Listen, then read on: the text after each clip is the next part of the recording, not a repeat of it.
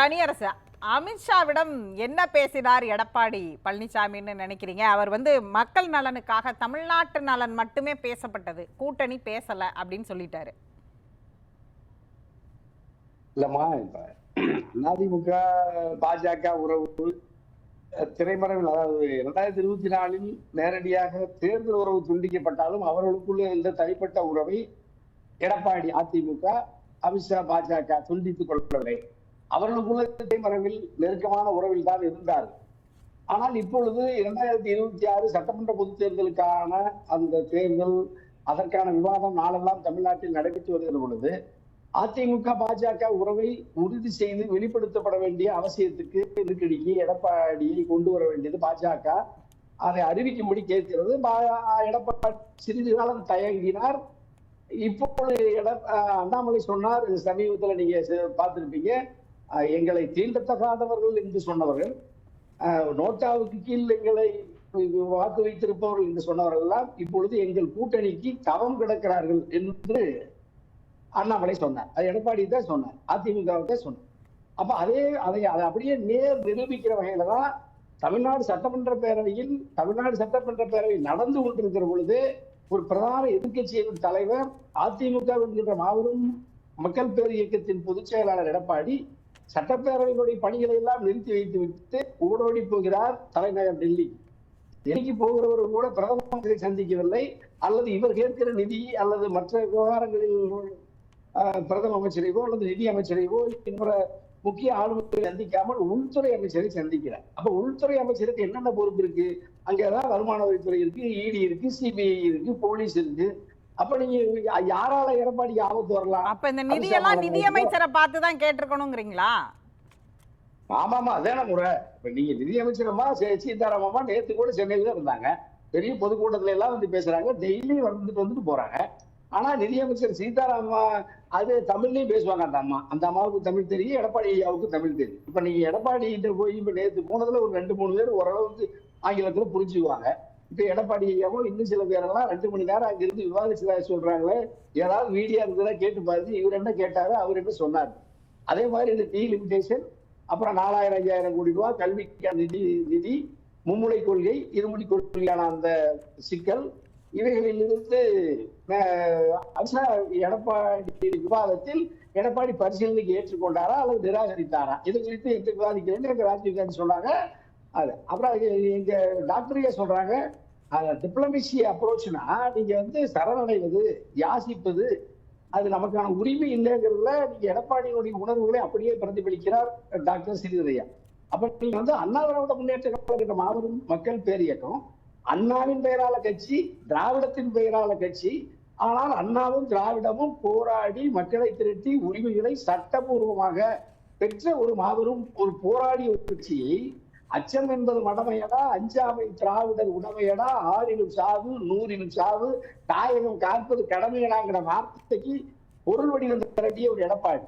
ஆனால் எடப்பாடியிடமிருந்தோ எங்க டாக்டரிடமிருந்தோ இப்படிப்பட்ட வார்த்தைகள் வருவதற்கு மாறாக ஒரு வடநாட்டுக்காரரிடம் போய், ஒரு இந்திக்காரரிடம் போய் காத்திருந்து, அது ஒரு தலைமறைவான தேசிய அளவுல கூட்டணி வைக்கணும்னா வடநாட்டுக்காரரிடம் போய், இந்தி பேசக்கூடியவரிடம் போய் தானே பேசி ஆகணும். மத்திய அரசிட்ட போய் டிப்ளமேசி அப்ளை பண்ணி கரைஞ்சி வச்சிருக்காரு. அண்ணா ஒரு நிமிஷம், எங்க அம்மா எங்க ஐயா இருந்தாங்க, எங்க அம்மா புரட்சிகளே அம்மா இருந்தாங்க. எப்பவாவது போய் ஒரு நாளாவது வாழ்க்கையில இப்படி நீங்க எங்க தலைவரையும் எங்க அம்மாவையும் நேசிக்கிறவர் தான் எங்க டாக்டர் ஐயா. ஒரே ஒரு நாள் எங்க அம்மா யாரையாவது ஒரு உள்துறை அமைச்சரு அல்லது ஒரு இணை அமைச்சரு, யாராவது ஒரு தகவல் தொடர்பு அமைச்சரு, இப்படி யாராவது பாஜகவுடைய ஆபீஸ்ல போய் எங்கேயாவது வாய்ப்படியில நின்று கட்சி ஆபீஸ்ல இருந்து மணிக்கணக்கில் காத்து இருந்து 3-4 கார் மாறி போய் எப்பவாவது போய் 2 மணி நேரம் 1 மணி நேரம் ஒரு மனுவை கொடுக்கறதுக்கு இவ்வளவு நேரம் காத்திருந்ததாக வரலாறு இருந்ததுன்னா சொல்லுங்கயா. அதிமுக எடப்பாடியுடைய கட்சி அல்லது, எடப்பாடி அதிமுக மாபெரும் மக்கள் பேர் இயக்கத்தினுடைய பிரதிநிதி எடப்பாடி. நீங்க எடப்பாடி ஒரு சாதாரண தனிப்பட்ட எடப்பாடியா இருந்தா நீங்க அங்க எங்க வேணாலும் யார்கிட்ட வேணாலும் போங்க. அண்ணா திராவிட முன்னேற்ற கழகம் மாபெரும் மக்கள் பேர் இயக்கம். தந்தை பெரியாரும் பேரறிஞர் அண்ணாவின் கருத்துக்களை தாங்கி நின்ற புரட்சி தலைவர் அம்மா, கற்பனை கேட்டாத தத்துவ இயக்கம். மானுட சமூகத்துக்கு அறிவு வெளிச்சத்தை இப்ப அந்த இயக்கத்தை காப்பாற்றுவதற்காக அந்த இயக்கத்தை ஒரு கூட்டணி தேவைப்படாதா? அது தனித்தே நின்றுதான் களம் காணணுமா? ஏன் அவங்க பாஜகவோட கூட்டணி காணக்கூடாதுன்னு ஏன் பாக்குறீங்க? கடந்த காலங்கள்ல கூட்டணி வச்சவங்க தானே. அம்மா நான் தேர்தல் ஒரு அல்ல, நான் அதை கூட ஒரு ஏற்றுக்கிறேம்மா. அது கலைஞரையா வச்சிருக்காங்க, அம்மா வச்சிருக்காங்க, தேர்தல் உறவு வச்சுக்கலாம். ஆனா நீங்க வந்து இன்னைக்கு அதை தானே சொல்றாரு, கொள்கை வேறு கூட்டணி வேறுன்னு தானே சொன்னாரு இன்னைக்கு கூட காலையில. இல்ல பரவாயில்லம்மா, இப்ப பாஜக அண்ணா திராவிட முன்னேற்ற கழகத்துக்கு என்ன கொள்கைன்னு முதல்ல எடப்பாடி சொல்லட்டும். பாஜகவினுடைய கொள்கை என்னன்னு எடப்பாடி சொல்லட்டும். இது எங்க விஜயும், எங்க சின்ன எடப்பாடி விஜய், தமிழர் வெற்றி கழகத்தினுடைய விஜயும், இப்ப அதிமுக பொதுச் செயலர் எடப்பாடியும் அதிமுகவுக்கு என்ன கொள்கைன்னு தெரியாது, பாஜகவுக்கு என்ன கொள்கைன்னு தெரியாது. கொள்கை நிறுத்தமானது கூட்டணி தேர்தல் நேரத்தில் உருவாக்கப்படும். அப்படி என்ன கொள்கைன்னு முதல்ல உங்க கட்சிக்கு கொள்கை என்னன்னு தெரிஞ்சாக்கானா, பாஜக இந்துத்துவ மதவாத ஒரு கட்சி, அது வந்து முன்மொழி கொள்கையை ஏற்றுக்கொண்டு நாட்டில் அதை அமல்படுத்த முயற்சிக்கிறது. தமிழ்நாடு இந்தியாவிலேயே தனித்த இருமொழி கொள்கையை பற்றி நின்று அது தமிழ்நாட்டினுடைய வளர்ச்சிக்கு அது பெரும் வினையாற்றி இருக்கிறது என்பதை குறித்தும் நீங்க இந்த இப்ப நம்முடைய தொகுதி மறுசீரமைப்புல தமிழ்நாடு பாதிக்கப்படுகிறது அப்படின்னா நீங்க அது குறித்தான ஒரு பரந்த விவாதத்தை உருவாக்க வேண்டிய பொறுப்பில் இருக்கக்கூடிய எடப்பாடி, கல்வி நிதியை பெறுவதில் அதாவது நிபந்தனை விதிக்கிற கல்வி அமைச்சர் தர்மேந்திர பிரதானுடைய அந்த கருத்து எதிர்வினை ஆற்றாத எடப்பாடி, ஆளுநருடைய எல்லா நிர்வாக நிலைகளிலும் அத்துமீறி அரசியல் சாசன முறைகளுக்கு வெளியே வந்து அவர் ஒரு அரசியல் செய்கிறார். அதை கண்டித்து தடுத்து நிறுத்த வேண்டிய பொறுப்பில் இருக்கிற எடப்பாடி ஆளுநரை விமர்சிக்க மாட்டார், அமித்ஷாவை விமர்சிக்க மாட்டார், மத்திய அரசை விமர்சிக்க மாட்டார், பாஜகவுடைய எந்த கொள்கையையும் எதிர்க்க மாட்டார், அதிமுகவின் எந்த கொள்கை இதுதான் என்று மக்களிடத்தில் தன்னுடைய தொண்டர்களிடத்தில் பரப்புரை செய்ய மாட்டார். ஆனாலும் அந்த கட்சி எதிர்க்கிறதுங்கிறத வெளிப்படையா சொல்றது மட்டும் எதிர்க்கிறதா? நாங்க போய் கோரிக்கை வச்சிருக்கிறோம், எங்களுடைய நிலைப்பாடு எங்களுடைய கொள்கை இதுதான், நாங்க இருமொழி கொள்கையை ஆதரிக்கிறவங்க, டீலிமிட்டேஷனுக்கு அவங்க தான் அனைத்து கட்சி கூட்டத்துல திமுக நிலைப்பாடு தான் எடுத்திருக்குது அதிமுகவும், அதனால தொகுதி வரையறையில நியாயமா நடந்துக்கணுங்கிறத கோரிக்கையை வச்சிருக்கிறோம் தானே இன்னைக்கு சொல்றாரு. ஏமா ஒரே ஒரு தனிப்பட்ட எடப்பாடி போய் இந்த கோரிக்கை வைக்கிறதுக்கும் தமிழ்நாடு சட்டமன்ற பேரவையில தீர்மானம் இயற்றி தமிழ்நாட்டில் பாஜக தவிர அனைத்து அரசியல் கட்சிகளும் ஒன்று கூடி அனைத்து கட்சி கூட்டத்தை நடத்தி தமிழ்நாடு அரசு கொண்டு வந்த தீர்மானம் தான் டீலிமிட்டேஷன்ல.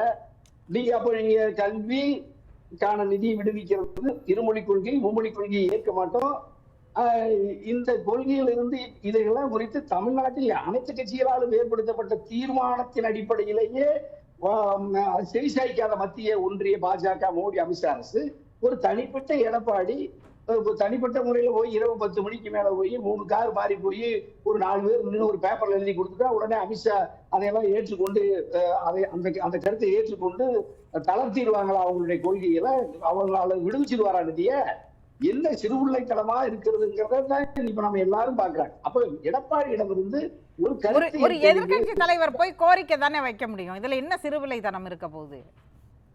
ஏமா அரசாங்கமும் செய்து தமிழ்நாடு சட்டமன்ற பேரவையில் தீர்மானம் ஏற்க சொல்லி நீங்க சொல்லுங்க. பாஜக நீங்க வந்து பாஜக ஏற்கலைன்னா போடாதுங்க. நீங்க வந்து ஒரு அரசியல் இயக்கம் நடத்துறீங்க, நீங்க வந்து ஒரு புரோக்கர் அல்ல, யாராவது ஒரு தரகு தொழில் உள்துறை அமைச்சர் தானே பார்க்க போறாரு. அது எப்படி நீங்க சொல்ற அளவிற்கான அது ஒரு தரவு வேலையா என்ன? நம்ம அது அவங்கள போய் பார்க்கறதுங்கிறது வந்து தரகு வேலையில எப்படி வரும்? ஒரு உள்துறை அமைச்சரை ஒரு எதிர்கட்சி தலைவர் சந்திக்கலாம் தானே. பாஜக மாநில தலைவரே யார் வேண்டுமானாலும் உள்துறை அமைச்சரை சந்திக்கலாம்னு தானே சொல்றாரு. ஆமாமா, தமிழ்நாடு சட்டமன்ற பேரவையில் இயற்றப்பட்ட தீர்மானம் அனைத்து கட்சி தீர்மானத்தையே ஏற்காத உள்துறை அமைச்சர் பாராளுமன்றத்தில் ஒட்டுமொத்தமாக இந்திய கூட்டணி அல்லது தமிழ்நாட்டினுடைய எல்லா நாடாளுமன்ற உறுப்பினர்களுடைய கேள்விகளுக்கு செவிசாய்க்காமல் நிதியை விடுவிக்காத உள்துறை அமைச்சர் அமித்ஷா இவங்க எடப்பாடி போய் சொன்னா மட்டும் எப்படி கேட்டுருவாங்க? அல்லது எடப்பாடிக்கு நாடாளுமன்றத்துல ராஜ்யசபாவில் இப்ப எங்க சவி சண்முகன் இருக்காரு, சந்திரசேகர் இருக்காரு, எங்க எல்லாம் இருக்காங்க, இவங்கெல்லாம் போய் நீங்க நாடாளுமன்றத்தில் இப்ப எடப்பாடி வச்ச கோரிக்கை எங்க வச்சாங்க? சுயதமா நீங்க ரொம்ப கவனமா பாருங்க. நாடாளுமன்றத்தில் உள்துறை அமைச்சரை பார்த்து எப்ப சி.வி. சண்முகனோ இவர்களோ நான் வந்து தமிழ்நாட்டினுடைய கோரிக்கை தான் தமிழ்நாடு சட்டமன்ற பேரவையில் அனைத்து கட்சி கூட்டத்தில் இயற்றப்பட்ட தீர்மானத்தை இந்தியாவின் உள்துறை அமைச்சர் அமித்ஷா அவர்களே நீங்கள் நிறைவேற்றி தாருங்கள், ஏற்கிறீர்களா மறுக்கிறீர்களா, ஏன் நீங்க விவாதிக்கல?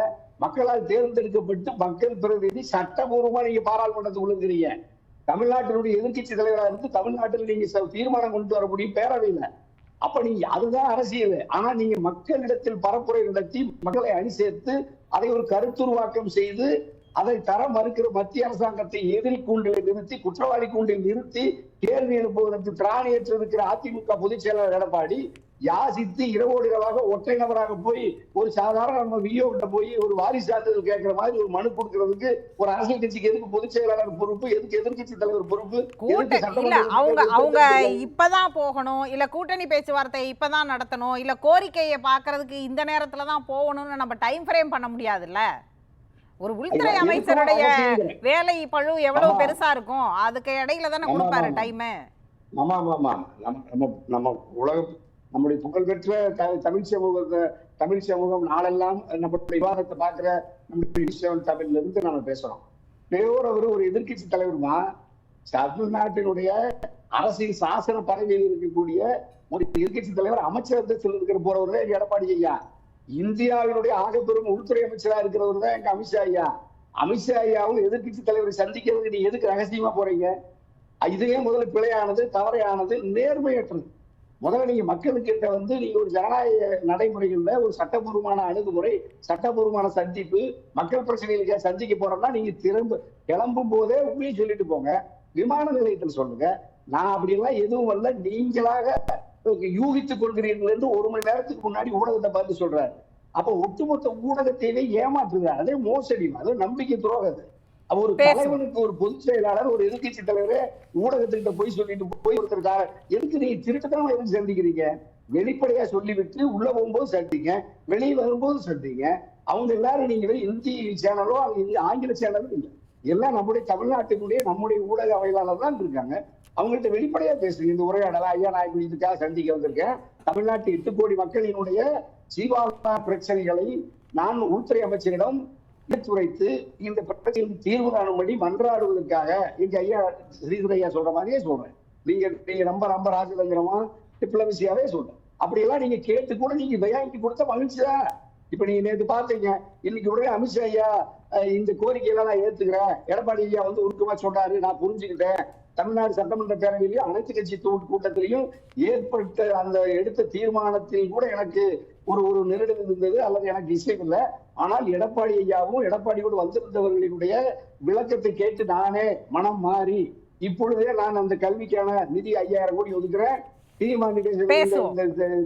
தொகுதி மறுவரையில நாங்க எந்த தமிழ்நாட்டுக்கு துரோகம் நடக்காது, பாராளுமன்றத்திலே நான் அறிவிப்பு செய்யறேன். இதையெல்லாம் நாங்க தான் அங்க எனக்கு ஆங்கிலத்துல அதாவது இந்திய திணிக்க மாட்டோம்னு நீங்க இப்ப பிரகடனப்படுத்திட்டு அமித்ஷா சொல்லியிருந்தாருன்னா இன்னைக்கு எடப்பாடி ஸ்டார். ஆனா எடப்பாடிக்கு ஸ்டார் அந்தஸ்தை கொடுத்துருவார அமித்ஷா? பெரிய தத்துவ ரீதியா அமித்ஷாவுடைய கருத்து கோட்பாட்டையே மாத்துற அளவுக்கு பெரிய அரசியல் சாணக்கியராக எடப்பாடியாரு. எடப்பாடி பக்கத்து வீட்டுக்காரரையே மனசையும் மாற்ற முடியாதவரு, சின்னமாவுடைய கருத்தையும் மாற்ற முடியாத எடப்பாடி, அமித்ஷாவுடைய அண்ணாமலையுடைய கருத்தையும் நிலைப்பாட்டையும் மாற்ற முடியாத எடப்பாடி எங்களுடைய அமித்ஷாவுடைய கருத்தை மாற்ற போறாரு. இதுதான் ரொம்ப பிழையானது, தவறானது. எடப்பாடி தோல்விக்கு இதுதான் காரணம். பேசலாம்.